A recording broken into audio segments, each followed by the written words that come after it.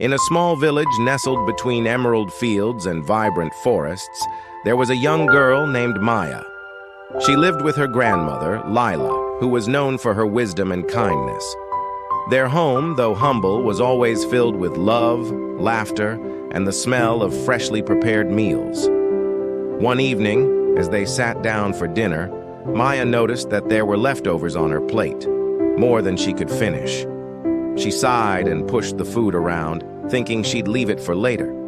She had never been one to waste food, but that night, she felt the portion too large and her appetite too small. Grandmother Lila watched her thoughtfully. "Maya," she said gently, "do you know the story of the forgotten grain?" Maya shook her head. She had heard many stories from her grandmother, but this one was new. Lila began, "Long ago, when I was a little girl, there was a drought that affected our village. Crops withered, the river shrank, and food became scarce. My family and I lived on what we could grow and harvest from our little garden. But there was one year when even the garden gave us less than we needed." Maya listened closely, intrigued. "One day," Lila continued, "I was given a single grain of rice, just one. I was hungry, but my father told me, this grain may seem small, but it has the power to feed you more than you know. It holds the potential to grow, to nourish, and to give life. At first, I didn't understand, but I planted that grain in the earth, cared for it, and over time, it grew into a full stalk. That one grain produced enough rice for our entire family for the year." Maya's eyes widened. "But how could one grain be enough?" Lila smiled softly. "It wasn't just the grain itself. It was the care, the intention, and the understanding that each bit of food we have is precious.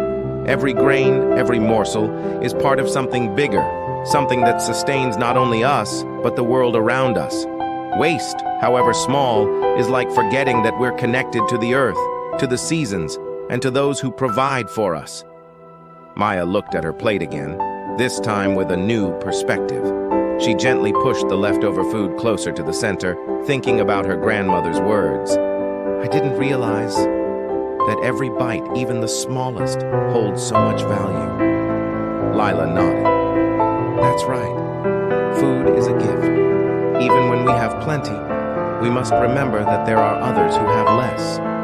We should never take it for granted." From that day on, Maya made sure to only take what she could eat.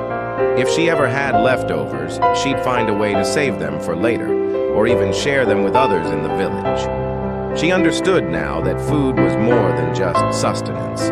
It was a symbol of gratitude, respect, and connection to the world around her. The villagers began to notice Maya's mindful approach to food, and slowly, her example spread. The entire village became more aware of how they consumed, how they valued every meal, and how they cared for the land that provided for them. And so the lesson of the forgotten grain lived on, not just in Maya's heart, but in the hearts of everyone who learned to honor the food they had and never wasted. For every grain holds the potential to grow something much greater.